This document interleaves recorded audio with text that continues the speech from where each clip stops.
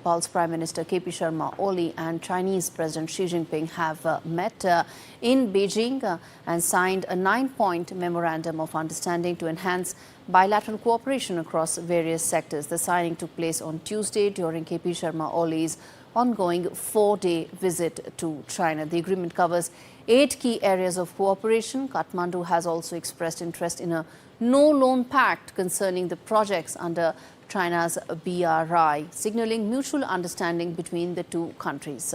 But there's no substantive BRI reference in the agreement. It is a fact that brings to the fore Nepal's internal political struggle when it comes to BRI. Oli has been facing the prospect of a major political crisis given the fact that his largest coalition partner, that is Nepali Congress, is very vocal against taking any Chinese loans. In fact, Nepali Congress is very clear that only grants will be taken, no loans will be taken from China.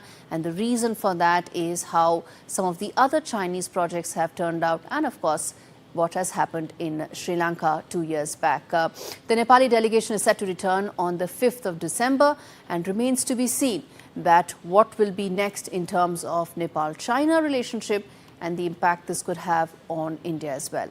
All right, Ajaya Bhadra Khanal joins me to really talk more about what this means. He's a senior journalist, a research director for Center for Social Innovation and Foreign Policy.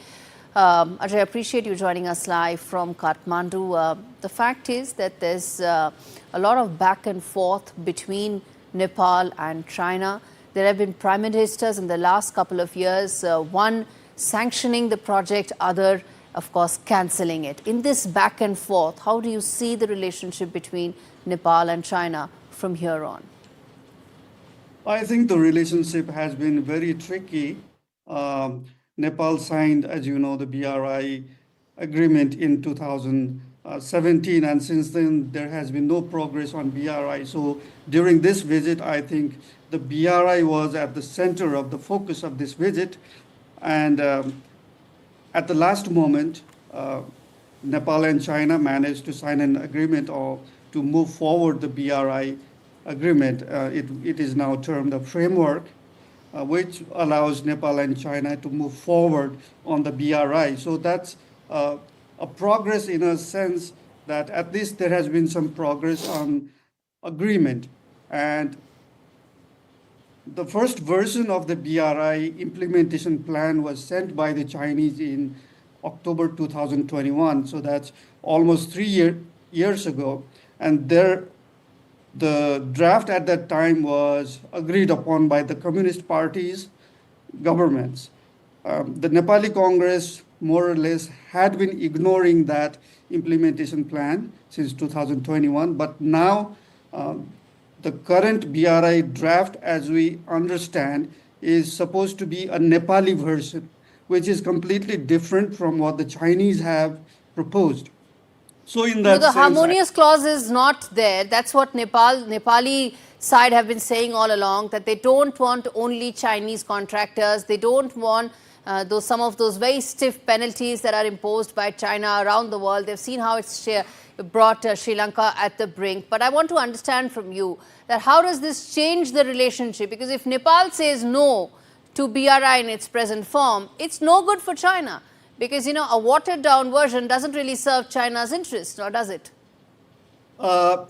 If you look at the BRI agreement itself, which has not been made public, I think your argument would be true. But there are other ways in which China is pursuing its interests in Nepal. So if we look at the joint statement produced by Nepal and China, it includes many of the ideas that were initially in the BRI implementation plan. So I think what has happened now is the watered down version of the BRI implementation plan, or the framework agreement, basically focuses on 5 areas, and the Nepali Congress has made sure that it will not be taking any commercial loans, and it does not want to take even concessional loans. So that was their sticking point between Nepali Congress and China, and they have now used the term aid agreement, aid financing. So that term... See, the only agreement that stands out for me, apart from some of the others, The only one that stands out for me that I would probably pay more close attention to is the pursuance of Chinese language in Nepal. That, of course, could be the precursor to more Confucian institutes being set up in Nepal. And this is the playbook that took place in Pakistan a decade ago. I want to understand from you, do you see that happening here, or do you think the political opposition to that could be very severe from Nepali Congress and some of the other coalition partners of KP Sharma Oli?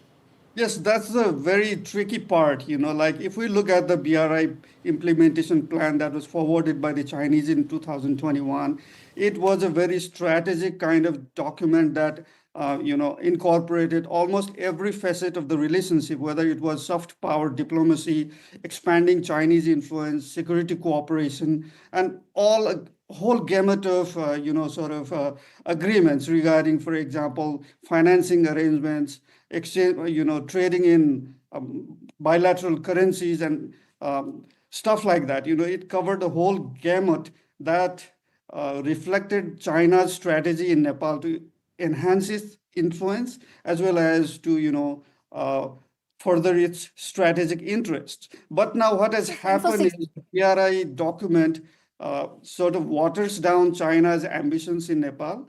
But at the same time, there are other ways through which China appears to be pursuing. So if we look at what happened on Tuesday was there were, on the one hand, today there was an agreement on BRI, but yesterday they issued a joint communique which more or less reflects the other things that were covered in 21 proposal by the Chinese, but which were not covered today. Ajay, we'll have more discussions on this going forward because, if Nepal does decide to embrace China and China's BRI, we're going to have a lot more of this conversation going forward, and remains to be seen how does it end up for KP Sharma Oli and Nepal from here on. But I appreciate you taking out the time.